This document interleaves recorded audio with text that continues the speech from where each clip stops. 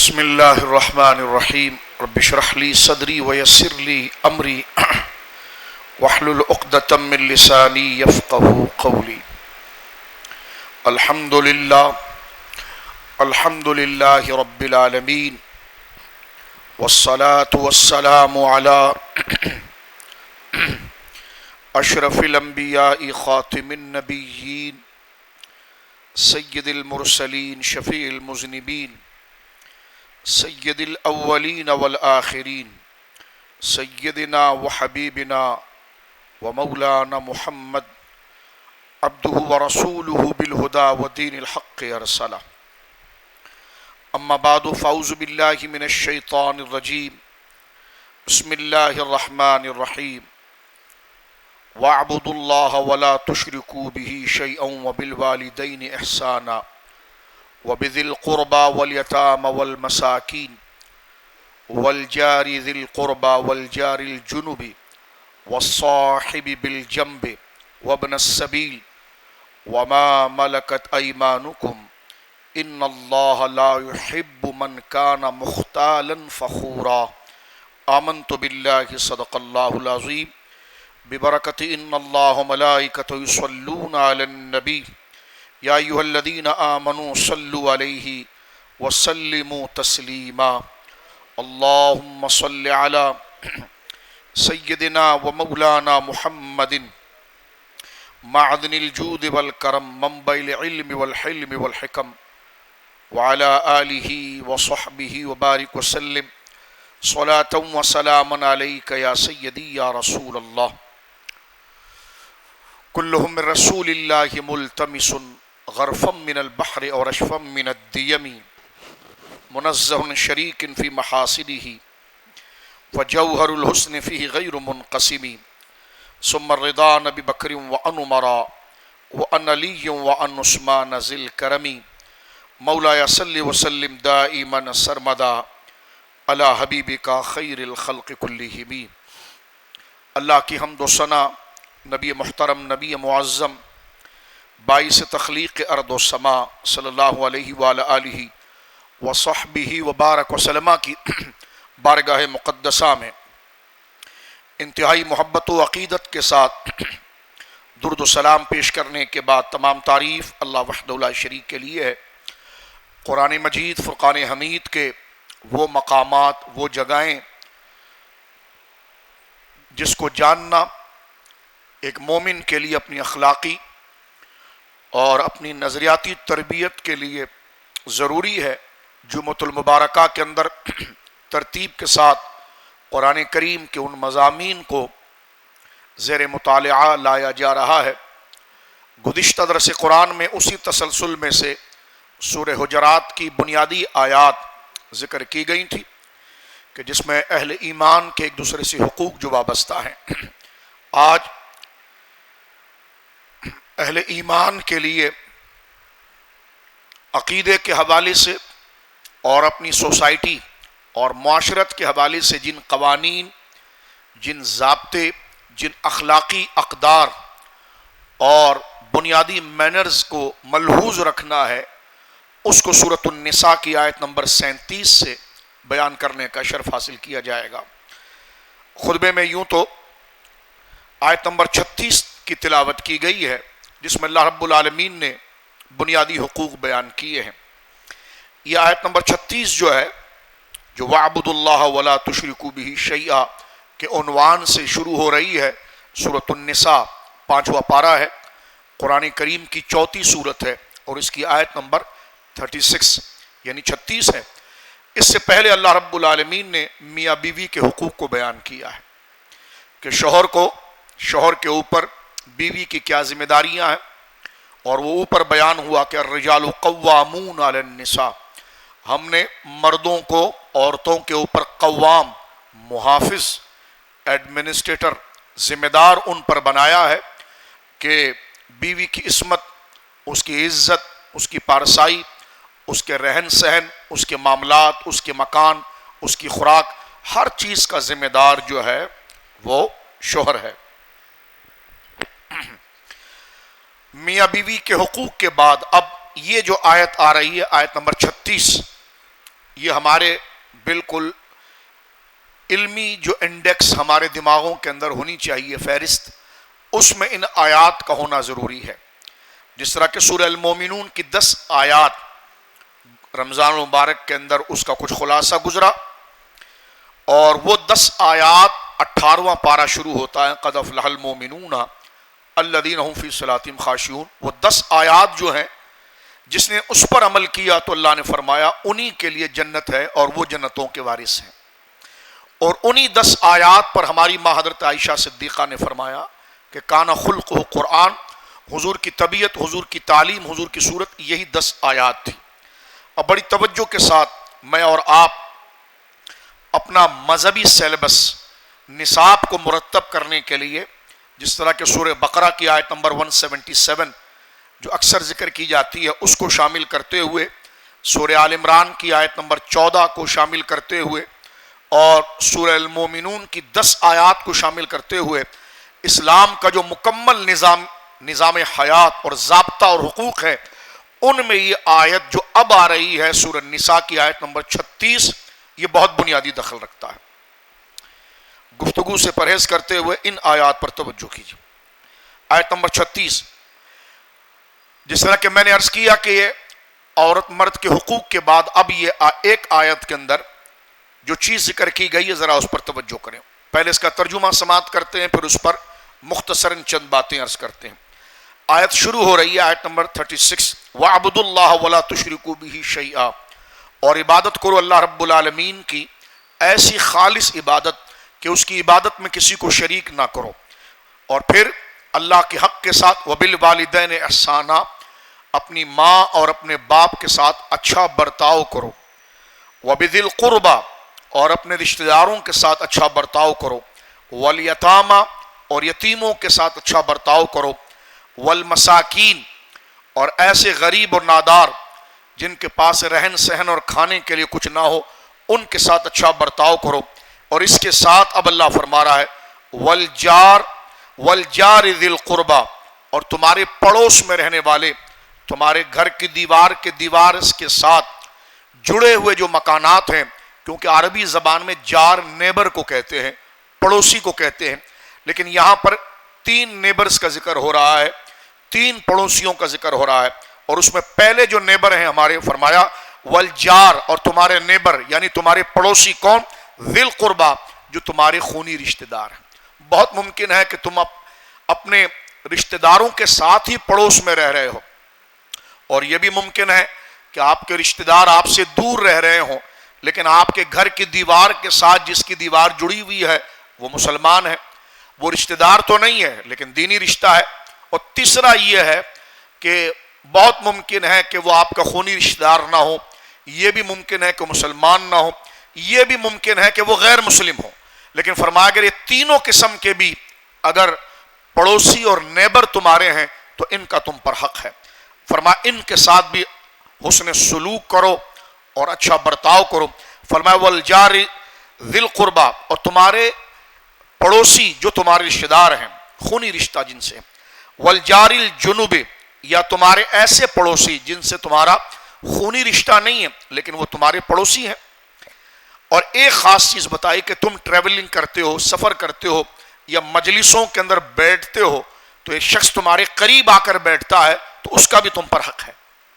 تم ٹریولنگ کر رہے ہو، سفر میں، جہاز میں، ٹرین میں، جس طریقے سے بھی، تو جو پبلک کنوینس ہے یا جناب جس میں آپ سفر کر رہے ہو، ایک اجنبی شخص آیا جس کو تم جانتے نہیں ہو، جن کو تم پہچانتے نہیں ہو، اس کے دین اور مذہب کا آپ کو نہیں پتا، اللہ فرماتا ہے اس سے کوئی سروکار نہیں. وَالصَّاحِبِ بِالْجَنْبِ، لیکن تمہارا ہم مجلس جو تمہارے ساتھ کسی گیدرنگ کے اندر شامل ہو جائے، سفر کے اندر کسی سواری میں شامل ہو جائے، تو تمہارے پڑوس میں بیٹھا ہوا بھی تمہارا نیبر ہے، تمہارا ایک لحاظ سے پڑوس ہے، اس کا بھی حق تم پر ہے. فرمایا وابن السبیل، اسی طرح مسافروں کا بھی حق تم پر ہے.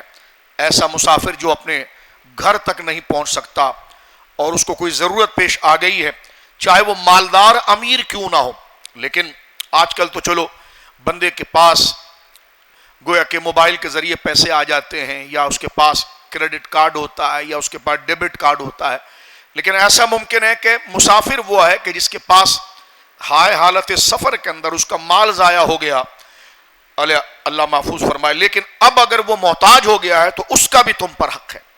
اور یہاں تک علماء نے لکھا ہے کہ مسافر چاہے مالدار ہو لیکن سفر کی حالت میں اگر اس کا مال بھی ضائع ہو گیا تو وہ زکوٰۃ کا مستحق ہو جاتا ہے۔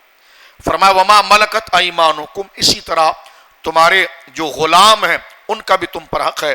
اور پھر اللہ نے فرمایا یہ سارے حق ہم نے تمہیں بتا دیے ہیں، یہ حق ادا کرتے رہو گے تو کبھی متکبر نہیں بنو گے، کبھی پراؤڈی نہیں ہوں گے، کسی کو تم حقیر نہیں سمجھو گے۔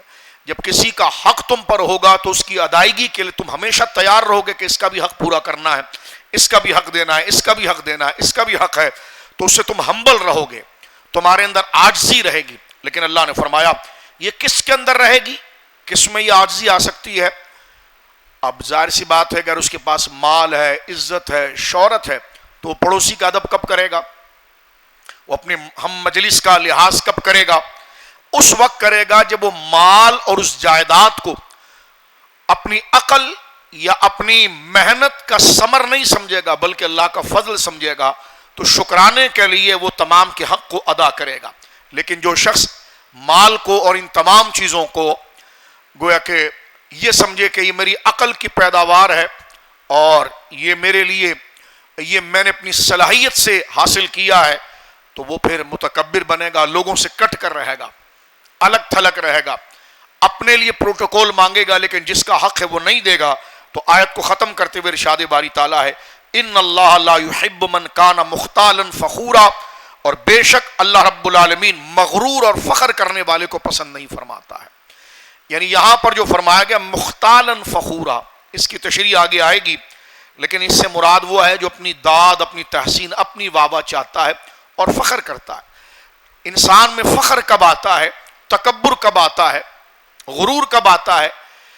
جب وہ لوگوں سے کٹنا شروع ہوتا ہے۔ کٹنے کی وجہ کیا ہوتی ہے کہ ان بندوں کا مجھ پر کوئی حق نہیں ہے، مجھے جو مال ملا ہے وہ اپنی محنت تھی، مجھے جو علم ملا ہے وہ میری اپنی محنت تھی۔ تو ایسا شخص خدا کو بھولتا ہے اور اپنی تمام تر سہولیات کو اپنے ذمے پر لیتا ہے، تو وہ لوگوں سے کٹتا ہے اور کسی کا حق ادا نہیں کرتا ہے اور وہ متکبر بن جاتا ہے۔ لیکن جسے اللہ نے کوئی نعمت، صحت، مال، علم جو بھی دیا ہو اور وہ لوگوں کے حقوق کو ادا کرتا ہے تو اس کے اندر یہ ہوتا ہے کہ یہ تمام چیزوں میں میری محنت تو ہے لیکن میری محنت پر طاقت بھی اللہ نے دی ہے، اور میرے جیسے کئی لوگ ہیں جو مجھ سے زیادہ محنت کرتے ہیں لیکن ان کو اتنا نہ علم ملتا ہے اور نہ اتنا مال ملتا ہے، یہ اگر مجھے ملا ہے تو یہ اللہ کا فضل ہے، تو اس کے شکرانے کے لیے جن جن کا حق مجھ پر ہے میں اس کو ادا کرتا رہوں گا۔ تو یہ آیت جو ہے میرے اور آپ کی فکری اصلاح کے لیے بہت زیادہ ضروری اور لازم ہے۔ اب کچھ باتیں اس ترجمے کے خلاصے کے ساتھ ضروری عرض کرتے ہیں۔ فرمایا وَاعْبُدُوا اللَّهَ، آیت شروع ہو رہی ہے اللہ کی عبادت کرو۔ عبادت کیسے؟ اس سے پہلے رمضان مبارک سے پہلے غالباً شعبان میں ہمارے اسی مطالعے کا سلسلہ جو قرآن سے جاری ہے مجید سے، اس میں سورہ زمر کی ہم نے تفسیر بیان کی تھی، اور سورہ زمر پر تقریباً 8 جمعے گفتگو ہوئی ہے، 8 سے 10 جمعے۔ اس میں اللہ رب العالمین نے ارشاد فرمایا تھا کہ وَاعْبُدُوا اللَّهَ مُخْلِصِينَ لَهُ الدِّينَ، کہ اللہ کی عبادت کرو خالص طریقے سے۔ خالص کا کیا معنی ہے؟ کہ اللہ کی عبادت میں کسی کی ملاوٹ نہیں کرو۔ کیسی ملاوٹ؟ جب اللہ کی اس میں 2 چیزیں ہیں، ایک عام انسان ہے اور ایک مومن ہے، مومن انسان۔ عام انسان ہے تو اس سے یہ کہا گیا کہ جب تمہیں ہم نے پیدا کیا، ساری نعمتیں ہم نے دی ہے، تو ہمارا جو حق ہے الہ ہونے کا، معبود ہونے کا، اس میں مورتیوں کو، پتھروں کو، جانوروں کو، آسمانوں کو، ستاروں کو شریک نہ کرو۔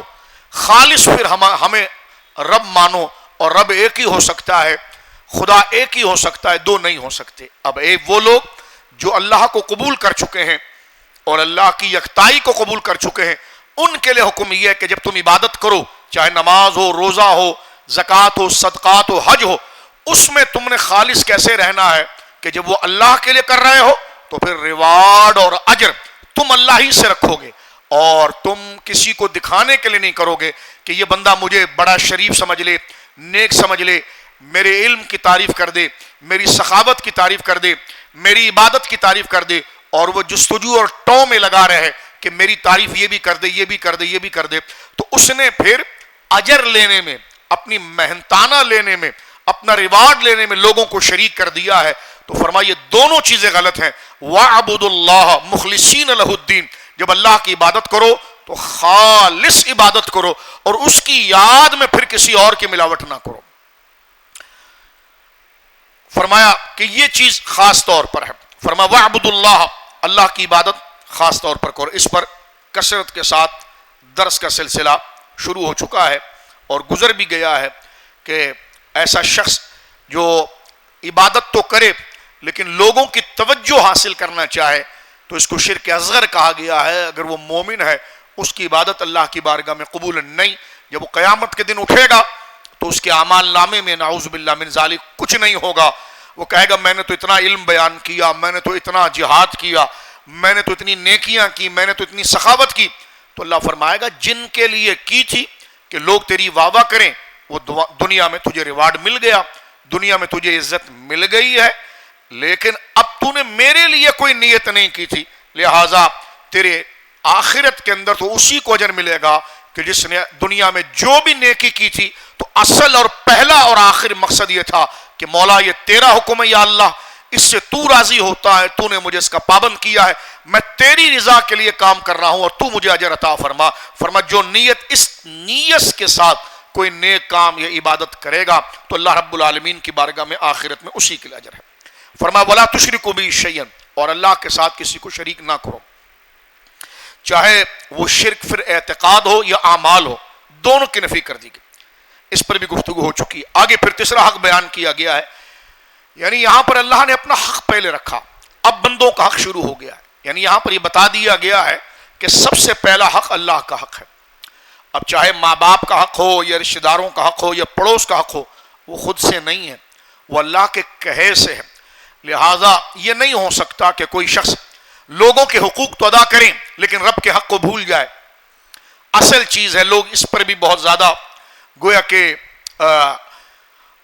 اپنی سیاست کرتے ہیں کہ بھائی حقوق العباد ادا کریں، حقوق العباد ادا کریں۔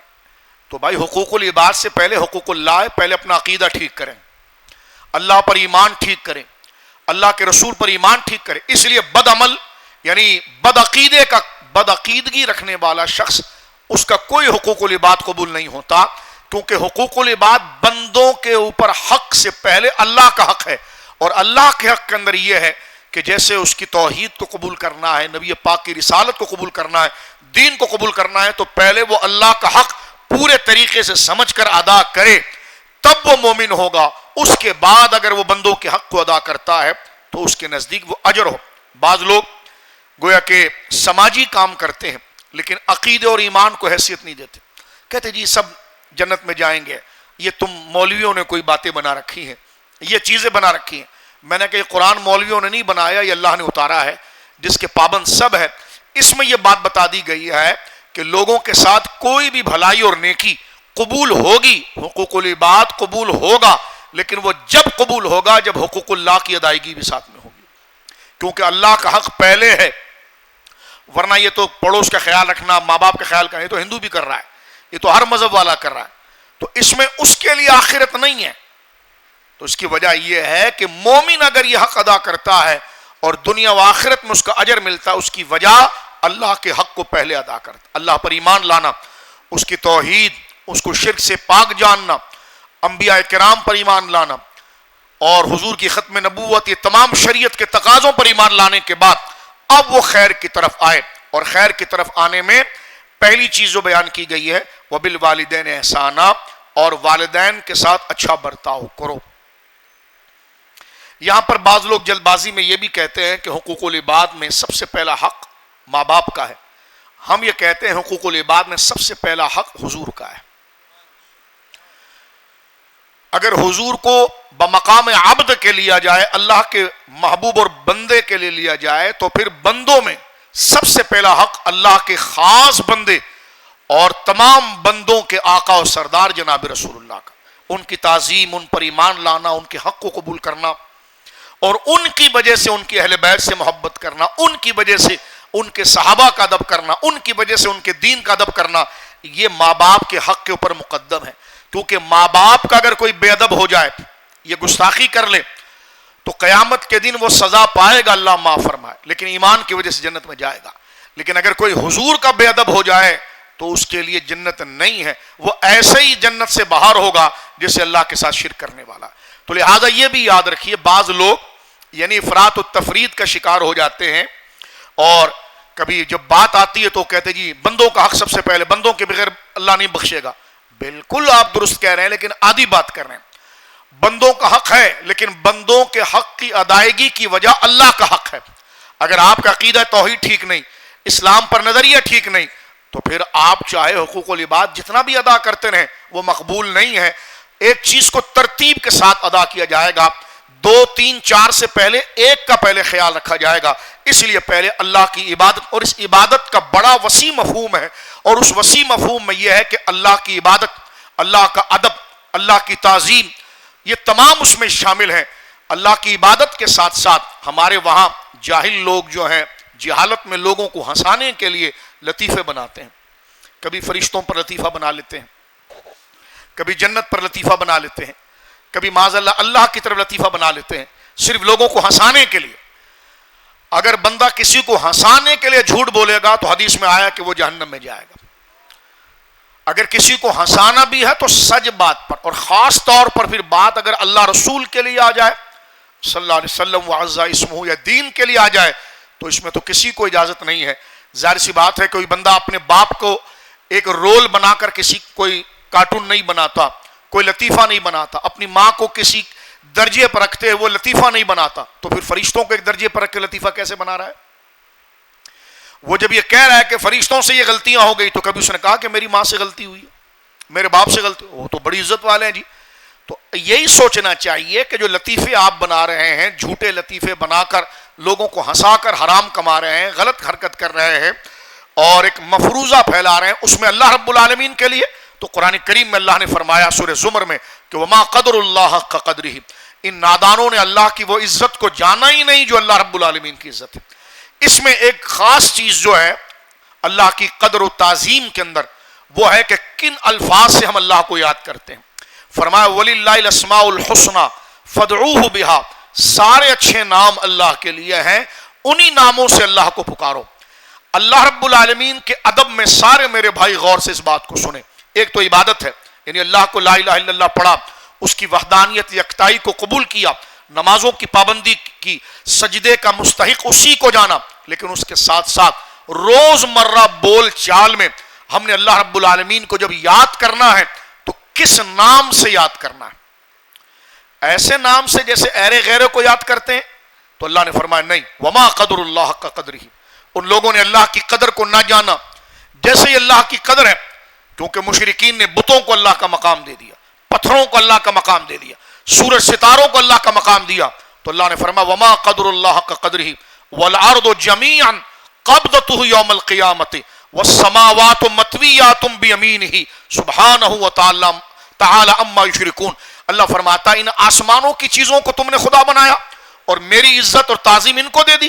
ان ستاروں کو، کسی نے ستارے کو، کوئی سورج کے آگے لوٹا لے کر پانی گرا رہا ہے کہ یہ سورج خدا ہے، کوئی چاند کو بنا رہا ہے، کوئی پتھروں کو بنا رہا ہے، تو اللہ فرماتا ہے وما قدر اللہ حق قدرہ، ان نادانوں نے اور ان کم عقلوں نے اللہ کی وہ عزت و تعظیم نہیں کی جیسے خدا کی تعظیم تھی۔ کیا مطلب؟ اگر ہم کسی بڑے عہدے والے کا عہدہ کسی گھٹیا کو دیں تو وہ کہے گا آپ نے میری توہین کی ہے، کیونکہ یہ جو میرا منصب ہے یہ عزت والا ہے، آپ نے اس گھٹیا کو کیوں دے دیا؟ تو اللہ کا منصب کیا ہے؟ وحدانیت، یکتائی اور الوہیت والا، وہ واجب الوجود اور مستحق عبادت ہے۔ یہ درجہ اگر پتھروں کو دے دیا جائے، ستاروں کو دے دیا جائے، سورج کو دے دیا جائے، معاذ اللہ، جو شرک جلی اور شرک اکبر ہے، تو قرآن کہتا ہے وما قدر اللہ کا قدرہ، انہوں نے اللہ کی وہ تعظیم نہ کی جو کرنی تھی۔ ہاں یہ سن لو والارض جميعا قبضته یوم القیامت، یہ ساری زمینیں اللہ کے قبضے میں آ جائے گی قیامت کے دن۔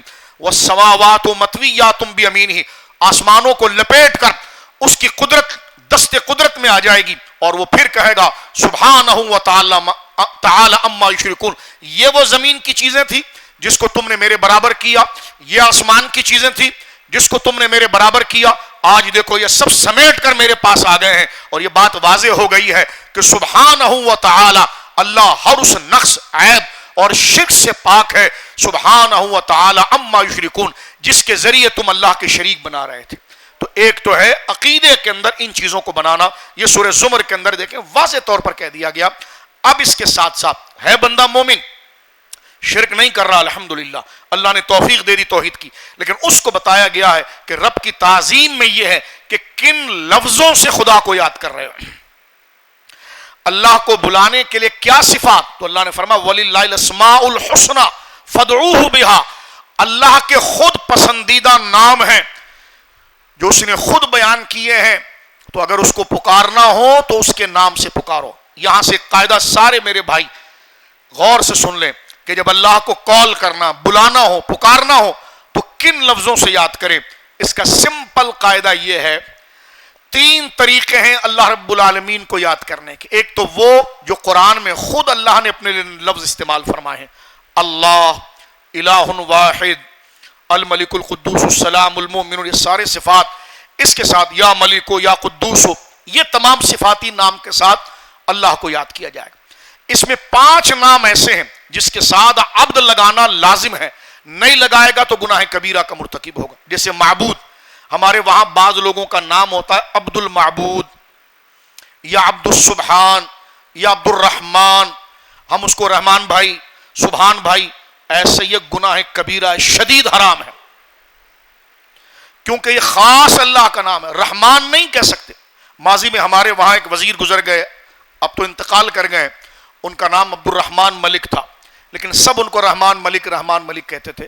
یہ شدید گناہ ہے, کیونکہ رحمان تو ایسی صفت ہے کہ یہ نام سے حضور کو بھی یاد نہیں کیا جا سکتا, رسول اللہ کو بھی رحمان نہیں کہا جا سکتا. یہ خدا کا خاص نام ہے, یہ اس میں ذات میں سے آتا ہے. رحمان کہنا کسی کو ایسے ہے جیسے کسی کو اللہ کہنا. مثال کے طور پر لوگوں کو عادت ہے کہ وہ اگر عبد الرحمن نام ہوگا تو عبد کو کھا جائیں گے, عبد کو ذکر نہیں کریں گے. تو میں نے کہا کیا کبھی ایسا ہوتا ہے کہ کسی کا نام عبداللہ ہو تو عبد کو ہٹا کر اس کو اللہ کہا جائے؟ معاذ اللہ, نہیں کہا جا سکتا. تو جس طرح چند نام ایسے ہیں کہ جس کے ساتھ عبد کا لگانا یہ فرض العین ہے, ضروری ہے. اگر عبد نہیں لگائے گا تو بندہ گناہ گار ہوگا. لیکن پڑھے لکھے لوگوں کو دیکھا جاتا ہے کہ وہ اس کا اہتمام نہیں کرتے. بعض جس طرح ہم عبداللہ کو, اللہ کسی بندے کا نام عبداللہ, اللہ کا بندہ یہ نام ہو, یہ چھوٹے چھوٹے شرعی اصول ہیں جس پر ہماری زندگی کا ایمان, ہمارے ایمان کی بنیادیں ہیں جس پر ہم توجہ نہیں دیتے. جیسے کسی کا نام عبداللہ ہے تو معنی کیا ہوا؟ اللہ کا بندہ. تو اب ایسا تو نہیں ہو سکتا کہ عبد کو حذف کر دیا جائے, نکال دیا جائے اور لفظ اللہ کہا جائے, نہیں ہو سکتا. اسی طرح عبد الرحمن, یہ عبد الرحمن اور عبداللہ ایک معیار کے نام ہیں. جیسے لفظ اللہ, یہ کسی بھی صورت کے اندر کسی کو نہیں کہا جا سکتا, نہ کسی نبی کے لیے کہا جا سکتا ہے, نہ کسی ولی کے لیے کہا جا سکتا ہے. یہ خاص نام لفظ اللہ, یہ اللہ کا خاص نام ہے. اس کا معنی ہے کہ وہ کامل ذات جو واجب الوجود ہے اور عبادت کی مستحق ہے اور تمام خوبیوں تعریفوں کی مستحق اصل ہے. اس ایک لفظ کے اندر پوری. اس طرح دیکھیں سر, اللہ رب العالمین اس پر ہم نے, اگر آپ اس پر مزید سمجھنا چاہتے ہیں تو آپ ہمارے محرم کے دروس سن لیجئے کہ جس میں یہ بات بتائی گئی تھی کہ اللہ کے صفاتی نام کون سے ہیں, صفات کا کیا معنی ہوتا ہے, ذات کا کیا معنی ہوتا ہے. وقت نکال کر بندے کو یہ تمام چیزیں سیکھنی چاہیے. مثال کے طور پر اگر کسی نے اللہ کے صفاتی نام ملک سے یاد کیا تو اس نے قدوس نہیں کہا, اس نے قدوس کو یاد کیا تو ستار رہ گیا, اس نے کہ ستار سے یاد کیا تو غفار رہ گیا. لیکن اگر اس نے اللہ کہا تو سب آ گئے. تو لفظ اللہ یہ اس میں ذات اصلی ہے, اس میں تمام صفاتی معنی. جس نے لفظ اللہ کے ساتھ لام کو موٹا کریں گے, اس لیے کہ لام جلالت سے پہلے جب یہ قاعدہ ہے کہ اس سے پہلے اگر حمزہ یعنی الف آ جائے, اس پر پیش ہو یا اس پر زبر ہو تو یہ لام جو ہے وہ موٹا پڑا جاتا ہے اور گاڑا پڑا جاتا ہے. اور اس لام سے نیچے اگر زیر آ جائے تو یہ پتلا پڑ جائے, للہ. اب دیکھیں پڑا کم, یعنی اس کو پتلا پڑا گیا للہ. اور اگر اس سے پہلے زبر آ جائے تو عبداللہ یا عبداللہ تو لام جو ہے وہ موٹا پڑا جائے, جیسے اللہ. تو یہ حمزہ کے اوپر آپ زبر پڑھ رہے ہیں, ال جو پڑھ رہے ہیں یہ آپ ہم زبر کو لام مشدد کے ساتھ جوڑ رہے ہیں. تو پڑھیں گے موٹا کر کے اللہ, پورا منہ بھر کے پڑھا جائے گا مل کر پڑھ لیجئے ایک دفعہ نام ذات کو اللہ. یہ اللہ عز اسمہ جس نے یہ نام لیا تو ایسے ہے کہ اس نے ملک بھی ذکر کر لیا, قدوس بھی ذکر کر لیا, ستار بھی ذکر کر دیا, اور اللہ کے جتنے صفاتی نام ہیں سب اس نے ذکر کر دیے. یہ اسم ذات اللہ. اسی طرح علماء نے لکھا الرحمن, یہ اسی درجے کا نام ہے. لیکن ہمارے وہاں کس قدر علمی کمزوری ہے کہ ہم, اور حضور سے پوچھا گیا کہ سب سے اچھے نام جو بچوں کے رکھے جائیں وہ کون سے نام ہیں, تو حضور نے یہی فرمایا عبداللہ, عبدالرحمن. یہ اعلیٰ ترین نام ہے انبیاء کے نام پر. آج پتہ نہیں شنٹو منٹو نام رکھ دیا جاتا ہے, اور ہمارے پاس آتے ہیں کہتے جی بیٹا پیدا ہوا ہے, کیونکہ آج ہمارے اندر ایک شوق چل پڑا ہے کہ سب سے الگ نام رکھیں گے, ایسا ہو جو کسی کا بھی نہ ہو اور یہ بھی نہ پتا ہو کہ کس زبان کا ہے. اور ہمارے پاس یہاں پر جمعے کے بعد آ کر کھڑے ہو جائیں گے, حضرت یہ نام میں نے اپنے بچے کا رکھ لیا. تو بھائی رکھنا تو حضرت سے پوچھ لیتے, تو حضرت آپ کو بتا دیتے کہ بھائی یہ نام رکھ لیں. نام آپ نے خود رکھ لیا اور ہم سے کہتے ہیں اس کا معنی بتاؤ, تو ہم نے کہا پہلے اس کی زبان بتاؤ, یہ فارسی ہے, عربی ہے, یہ سنسکرت ہے, یہ پہلے یہ بلا نام جو رکھا ہے یہ ہے کون سی زبان, تو پھر اس کی ڈکشنری ہم اٹھائیں گے نا. یہ سارا ذمہ داری ہماری ہے کہ نام تو نے بچے کا رکھا ہے, پہلے ہم ڈھونڈیں گے کہ بھائی یہ نام کون سی زبان کا ہے, یہ سندھی زبان کا ہے, یہ پشتو زبان کا ہے, یہ سنسکرت ہے, یہ عربی ہے, یہ فارسی ہے, یہ ہے کیا. تو یہ سارے ذہنی کمزوریاں پستیوں کو چھوڑو. نام ہمیشہ اللہ کے صفاتی نام پر, انبیاء کے نام پر, صالحین کے نام پر, بیٹیوں کا نام بھی نیک پاک اہل بیت اور صحابیات اور اللہ کی نیک بندیوں کے نام پر نام رکھنا چاہیے. کوئی حرج نہیں ہے گھر میں کئی آمنہ ہو, کوئی حرج نہیں ہے گھر میں کئی فاطمہ ہو, کوئی حرج نہیں ہے گھر میں کئی عائشہ ہو. یہ ہمارے وہاں نہ جانے کون سا ایک ذہنی پستی آ گئی ہے کہ سب سے ہٹ کر جو ہے کہ نام رکھنا. ایک نام ہمارے وہاں چل پڑا منہا. منہا کا معنی کہتے ہیں میں نے جو نام رکھ لیا ہے جناب منہا, یعنی منہا کا معنی ہوا ہے کٹی ہوئی. منہا, یہ من جو ہے الگ ہے, یہ ہا الگ ہے, یہ دو حروف جا کر ملتے ہیں. تو اس کا معنی یہ ہوتا ہے کہ پیچھے سے جو سلسلہ آ رہا ہے اس سے اگر کاٹ کر کوئی چیز بیان کرنی ہو, یعنی کوئی سلسلہ اس سے ہٹ کر, تو منہا یعنی کٹی ہوئی. کس سے کٹی ہوئی؟ رحمت سے کٹی ہوئی, فیض سے کٹی. ہمارے پاس ایک شخص آگے کہنے لگا میں نے اپنی بیٹی کا نام رکھا ہے فبیعیہ. تو میں نے کہا یہ کہاں سے نکالا آپ نے؟ کہنے لگا قرآن سے. تو میں نے کہا قرآن میں فبیعیہ آلاء ربک, میں نے کہا یہ ای کا معنی آپ جانتے ہیں, یہ فبیعیہ کا معنی ہے پس کیا. تو یہ کیسا نام ہے کہ جناب جو ہے کہ اس کا کوئی میننگ ہی نہیں, پس کیا یعنی واٹ, ایو فبیعیہ یہ نام رکھ لیا. تو ابھی جب بیٹا ہوگا تو اس کا نام کیا اعلیٰ رکھیں گے, کیا رکھیں گے, کیا نام رکھیں گے آپ. تو اس قسم کی چیزوں سے شدید پرہیز کرنا چاہیے. پھر کہتے ہیں قرآن میں نام ہو اور ایسا ہو جو کسی کا نہ ہو.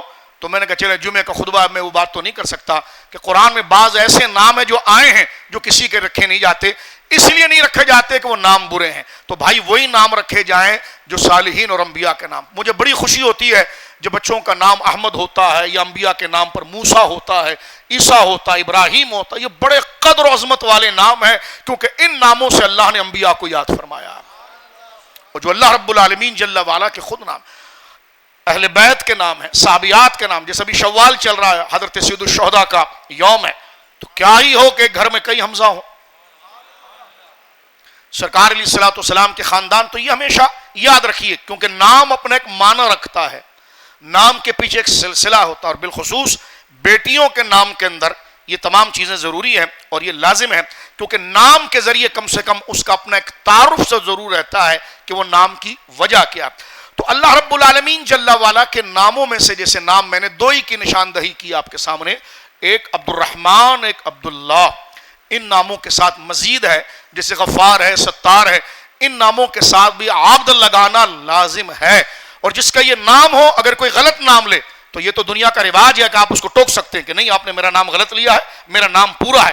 میں اگر اور آپ اپنی اس اصلاح کی طرف آ جائے تو اگلے کو بھی پتہ چل جائے کہ صرف اپنی تنظیم کے لوگوں کا نام ادب سے نہیں لیا جاتا, سب سے پہلے خدا کا نام ادب سے لیا جاتا ہے. اور اس نسبت سے اگر خدا کے بندوں کا نام ہے تو خدا کے حکم کی بالادستی کے لیے بندوں کا ذکر بھی ادب سے کیا جائے. باقاعدہ کہہ دیا کریں رحمان میرا نام نہیں, عبد الرحمن کہیں. آپ کریکٹ کریں اس چیز کو, آپ درست کریں. میرا نام ستار نہیں ہے, عبد الستار ہے. تو یہ ہماری برادریوں میں بہت آج غفار بھائی, ستار بھائی, یہ کیا کرتے ہیں آپ؟ یہ گناہ ہے, شدید گناہ ہے. اللہ نے فرمایا وما قدر اللہ کا قدر ہی, ہم اس آیت میں نہ آ جائیں معاذ اللہ کہ ان نادانوں نے میری قدر کو نہ جانا جو میری قدر تھی. تو اس عتاب سے بچنے کی میرے دوستوں بزرگوں اشد ضرورت ہے. تو ایک بات ہم اپنے درس کو ختم کرتے ہیں پھر اس بات کو, لیکن گھر جا کر آپ مجھ سمیت سارے میرے بھائی جو بیٹھے ہیں, کیونکہ ہر جمعے کے اندر ہم کوئی نہ کوئی آیت کا مطالعہ کرتے ہیں, اپنی اخلاق اور اپنے بنیادی مینرز اور اپنے سراؤنڈنگ میں سوسائٹی کی درستگی کے لیے جو اللہ نے حکم دیا ہے وہ ترتیب کے ساتھ ہر جمعے کے اندر کچھ نہ کچھ ہوتا ہے. اور پھر درس کے آخر میں ہمارا ہوم ورک ہوتا ہے کہ ہم گھر جا کر آج یا کل اس آیت کو ضرور دیکھیں گے. تو یہ آیت نمبر 36 ہے سورہ نساء 5واں پارہ, اس کے لیے وقت ضرور نکالیں اور گھر جا کر ترجمہ قرآن و تفسیر اٹھا کر اس طرف توجہ کریں کنز الایمان لے کر, تو آپ کو کئی چیزیں پتہ چلیں گی. اور آخر میں اس کا ترجمہ بھی کر دوں گا. لیکن ایک بات ترجمے سے پہلے یاد رکھیے کہ اللہ رب العالمین کو پکارنے کے 3 طریقے ہیں. ناموں سے, ہمیشہ اللہ کو پاکیزہ ناموں سے پکارا جائے گا. ظاہر سی بات ہے جب میں اور آپ یہ چاہتے ہیں کہ مجھے اور آپ کو ایسے نک نیم سے یا نام کو بگاڑنے سے جس سے ہماری شخصیت مذاق بنتی ہے, بچپن میں اگر کوئی لفظ کسی کے لیے بول دیا ہے تو پوری زندگی اس کو پپو منو یہ بولتے رہتے ہیں, یہ کتنی بری چیز ہے. ایک شخصیت کا نام سے شخصیت کا بڑا دخل ہوتا ہے. وہ بندہ روکے کہ نہیں یہ تو میرے ماں باپ نے بچپن میں کہہ دیا تھا, میرا نام یہ نہیں ہے. کیونکہ جس دن آپ اپنے نام کی درستگی کو اپنے لیے سننا پسند کریں گے آپ کی طبیعت اور مزاج میں فرق آئے گا. کیونکہ آپ کی شخصیت کا تعارف نام کے ساتھ ہوتا ہے. نہ نام کسی کا بگاڑے نہ کسی کو اپنا نام بگاڑنے دیں. یہ ہماری سوسائٹی کے بنیادی مینرز ہیں. نام کسی کا صحیح طریقے سے لینا, اس کو عزت دینا. اگر آپ اس کو عزت دیں گے وہ آپ کو عزت دے گا. اس طریقے سے ہماری سوسائٹی میں برداشت آئے گا, رواداری آئے گی, درگزر آئے گی, محبت آئے گی. اس کی اشد ضرورت ہے. تو پہلی چیز یہ ہے کہ کم سے کم ہم آج کے درس میں ناموں کی درستگی کی طرف آئیں. لوگوں کا جو ہمارا دوست اس کا نام مکمل لیا کریں, طریقے سے, اور اس سے بھی کہیں کہ وہ آپ کا نام طریقے سے لیں. اس لیے کہ نام آپ کی ذات پر دلالت کرتا ہے اور اگلے کی تکریم اور عزت آپ کریں گے تو وہ آپ کی عزت کرے گا. اور عزت میں پہلی چیز یہ ہے کہ اس کو اسمائل دینا اور پھر اس کے بعد اس کا نام کو ادب سے لینا. ادب سے لینے سے مراد یہ کہ جو اس کا مکمل نام ہے وہ مکمل نام لینا. اور کیا ہی اچھا ہے کہ اس میں جناب لگا دیا جائے یا صاحب لگا دیا جائے. دوست بے تکلف ہوتے ہیں لیکن اس میں بھی ضروری ہے کہ نام بگاڑنا شریعت کو پسند نہیں ہے. نام مکمل اور پھر نام اللہ کے نام پر ہو یا انبیاء کے نام پر, تو معاذ اللہ ایک مومن کی روح کانپ جاتی ہے کہ جب اپنی والدہ اپنے والد کے نام کو بگاڑنا پسند نہیں کرتا تو جو نام انبیاء اور اللہ کی طرف منسوب ہے اس کو کیسے بگاڑے گا. تو اللہ کو پکارنے کے جو نام ہے ان میں پہلی چیز کیا ہے, جو قرآن میں اللہ رب العالمین نے جو اپنے نام ذکر فرمائے, جو صفاتی نام, انہی ناموں کے ذریعے اللہ کو یا ملکو یا قدوسو یا ستارو یا غفارو, انہی ناموں سے, اپنی طرف سے کوئی نام نہیں. دوسرا, رسول کریم صلی اللہ علیہ وسلم نے جو اللہ رب العالمین کو جن ناموں سے یاد کیا ہے, جیسا حضور کی عادت مبارکہ تھی کہ حضور علیہ الصلوۃ والسلام جب اللہ کا نام لیتے تو یہی فرماتے عز اسمہ, عز جل جلالہ, عز اسمہ وعز جلہ. یہ حضور علیہ الصلوۃ والسلام کہتے ہیں. ان دونوں کا معنی یہ ہے کہ عزت اور جلالت اور تکریم والا. ہمارے بزرگوں کا یہ طریقہ ہے کہ جب اللہ رب العالمین کا نام لیتے ہیں, جیسا حدیث میں بھی ہے کہ اللہ خالی حضور نہیں فرماتے, حضور تعالی بھی ساتھ میں فرماتے ہیں, یعنی بلند ذات اللہ تعالی. اللہ تعالی ہمارے عرف میں اللہ پاک بھی کہا جاتا ہے, اس میں بھی حرج نہیں ہے کہ وہ ایک پاکیزگی کی طرف اشارہ ہے اور اس کا متبادل قرآن کے اندر معنی جو ہے کہ وہ موجود ہے. اسی طرح عادت ڈالنی چاہیے کہ لفظ اللہ خالی نہ بولیں, بلکہ جب ذکر کرنا, جب اس کا ذکر کرنا ہو تو اللہ کہیے, لیکن جب لوگوں کے سامنے اس کا تعارف ہو تو پھر اللہ تعالی, اللہ رب العزت, اللہ عز اسمہ, اللہ عز و جل. اس قسم کے کلمات یہ خود ایک وظیفہ ہے, روحانیت ہے, کرامت ہے اور قبر و حشر کے اندر اجر کا نہ ختم ہونے والا سلسلہ ہے. تو ایک تو وہ ہے جو اللہ رب العالمین جل اسمہ نے جو اپنے لیے ذکر فرمایا ایک, اور ایک وہ ہے جو اللہ تعالیٰ نے کہ پیارے حبیب صلی اللہ علیہ وسلم نے ذکر فرمایا. تیسرا یہ ہے کہ ہمارے کلچر میں, ہمارے رواج میں کوئی نام لغت میں اللہ کے لیے خاص ہو چکا ہو, جیسے ہم خدا کہتے ہیں, خدا. اب یہ لفظ خدا اللہ کے علاوہ کسی کے لیے کہنا حرام ہوگا. ہمارے عرف کے اندر خدا بھی یہ اس میں ذات میں شامل ہو گیا ہے. اسی طرح بعض لوگ شعر شاعری کے اندر یہ کہتے ہیں تو میرا خدا میں، یہ سری کفر ہے. اگر مومن ہے تو دار اسلام سے خارج ہو جائے گا. بعض قوالوں کو ہم نے دیکھا، کوئی اشعار آتا ہے تو قوال کون سے پڑھے لکھے ہوتے، پتہ نہیں کس کا شعر ہے، وہ ایک نے پڑھ دیا صابر میرا خدا ہے معاذ اللہ، یہ لفظ پڑھ رہا ہے صابر میرا خدا ہے میں اس کا بندہ ہوں. ایسا پیر دار اسلام سے خارج ہو جائے گا. اس پر تجدید ایمان، اور اگر شادی شدہ ہے تو تجدید نکاح، اور اپنے پیر سے وہ بیعت میں گیا. اگر وہ پیر صاحب اس کے زندہ ہیں تو ان کے پاس پہنچ کر وہ بیعت کریں، اور اگر وہ انتقال کر گئے تو سلسلے سے کٹ گیا ہے. اب وہ کسی زندہ شخص کے پاس آ کر توبہ اور بیعت کرے. تو اس قسم کے الفاظ کے لیے ضروری ہے، پیر کے لیے بڑی پگڑی ضروری نہیں ہے، پہلے قرآن کا علم اسے آ جائے، کیونکہ وہ رہنما ہوتا ہے، وہ مرشد ہوتا ہے. یہ ہم کسی کو ڈانٹنے کے لیے نہیں کہہ رہے ہیں، آپ کے ساتھ ایک حلقہ وابستہ ہے. اگر آپ غلطی کریں گے تو پیچھے پوری قوم کے اندر کفر جو ہے وہ پھیلے گا. تو لہٰذا جیسے کسی کو اللہ نہیں کہہ سکتے، اسی طرح کسی کو خدا بھی نہیں کہہ سکتے. یہ خدا جو ہے یہ اللہ رب العالمین جل والا کا ہم نام بن گیا ہے. اسی لیے ہمارے علماء نے میاں کہنے کو منع کی. اللہ میاں نہیں کہا جا سکتا. کیوں؟ اس لیے کہ ایسا لفظ اگر اس کو ہماری زبان یا ہمارے عرف و کلچر میں بولا جا رہا ہے اللہ کے لیے، لیکن اس کے ساتھ ساتھ اس میں کئی معنی اور بھی غلط نکلتے ہیں، تو وہ لفظ اللہ کے لیے نہیں بولا جائے گا. اس لیے علماء نے فتویٰ دیا کہ اللہ میاں کہنا جائز نہیں ہے، بلکہ جب کہا جائے گا تو اللہ تعالیٰ کہا جائے گا یا اللہ عز اسمہ. تو یہ عادت بھی ختم کر دیجئے کہ میاں صاحب آپ تو لوگوں کو بھی کہتے ہو تو اللہ میاں. تو اللہ میاں، اللہ کے ساتھ میاں کا لفظ نہیں لگے گا، اللہ کے ساتھ تعالی عز و جل و اسمہ و عز اسمہ. یہ آسان یہ ہے اللہ تعالی، یہ اللہ پاک آپ کہہ دیں. اللہ تعالی عربی میں کہیں تو زیادہ ثواب ہے، کیونکہ یہ حضور کی زبان سے نکلے ہوئے کلمات ہے، اور قرآن کی آیت کے ساتھ ہے کہ وَهُوَ الْعَلِيُّ الْعَظِيمُ.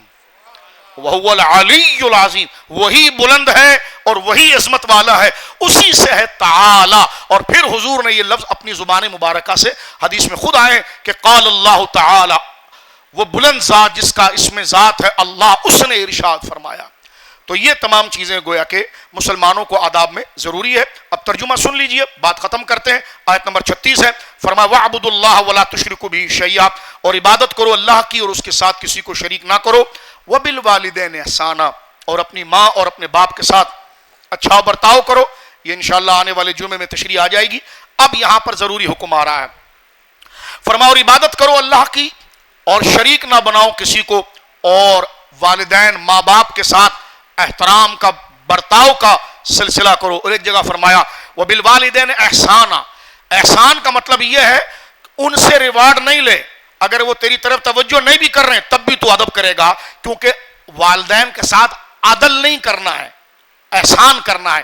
عدل یہ ہے کہ تم دو گے تو میں دوں گا، یہ ہے عدل.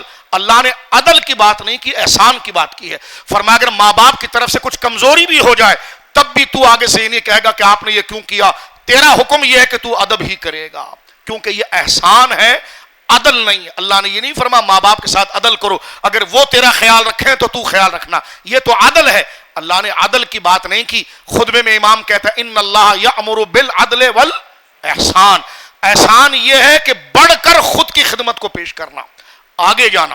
تو فرمایا وبالوالدین احسانا، اللہ کی عبادت کرو اور اس کے ساتھ کسی کو شریک نہ کرو، اور والدین کے ساتھ احترام کرو، اور وبذی القربى، اور اپنے خونی رشتہ داروں کے ساتھ لحاظ کرو.